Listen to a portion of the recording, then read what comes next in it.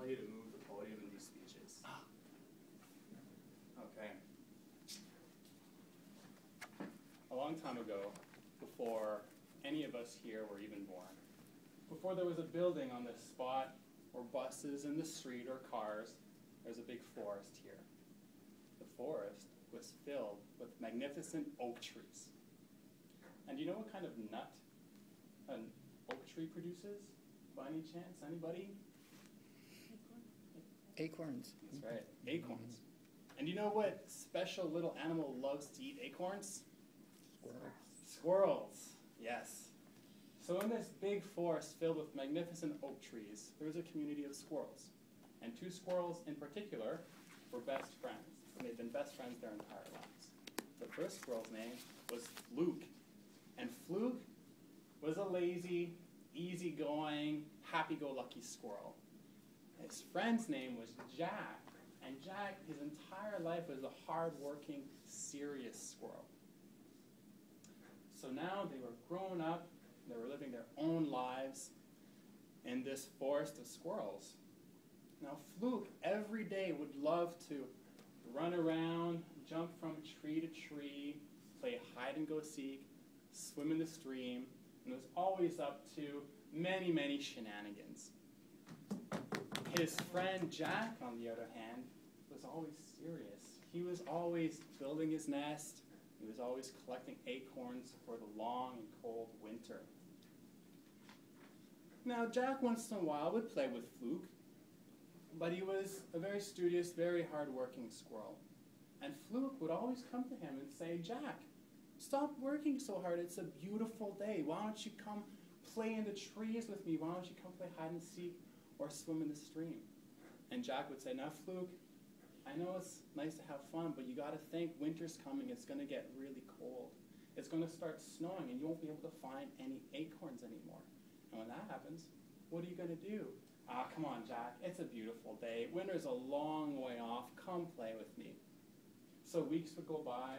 Months would go by. Fluke would always come back to Jack and say, come play with me. Come play in the trees, play hide and seek, swim in the stream. And week after week, Jack would have the same response. Now, Fluke, get serious. Winter's coming. It's going to be cold. Where's your food? Have you started preparing? What are you going to do? Winter's a long way off. It's a beautiful sunny day. Don't worry about it. Come with me. Come play. Well, one day, Fluke was off playing with his other squirrel friends. It was a nice sunny day. They were up to shenanigans, but it started to get a little bit colder. The clouds rolled in, the wind changed direction, and Fluke all of a sudden knew what was going on. So he hurried back home. But he was a long way off. He'd been playing all day long. Before he got home, the first snowflakes started to fall to the ground. And when he finally climbed up his tree and sat in his nest, he realized he had no acorns. His nest was a mess.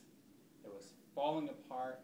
There were holes in it, brambly stakes jutting in and out of the nest this way and that.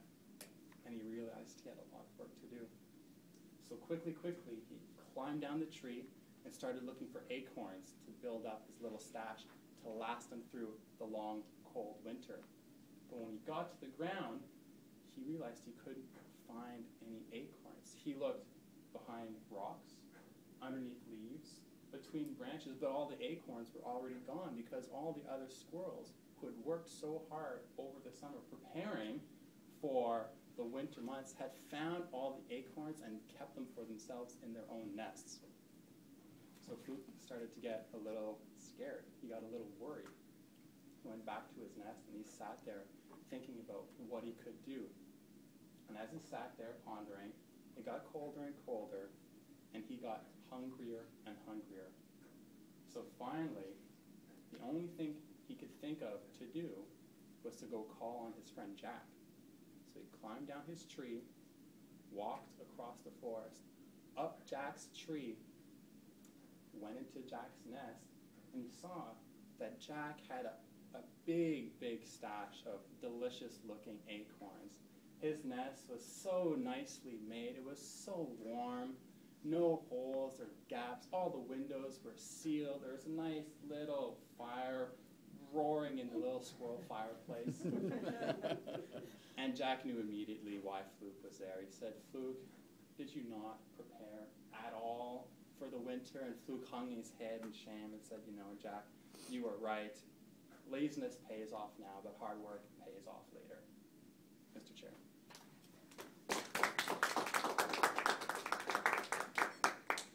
So, did Jack take Fluke in or what? You left me hanging. Yeah, they were best friends. You know, he did what he had to do. Right on. Is anyone here a fan of zombie apocalypse movies, shows, or anything? In that case, Fluke would have ninja'd into Jack's nest at night, taken him out. And then good to go. That's where I thought the story was. So with that, we'll welcome Sophie up to give us the lowdown on Marilyn's upcoming speech.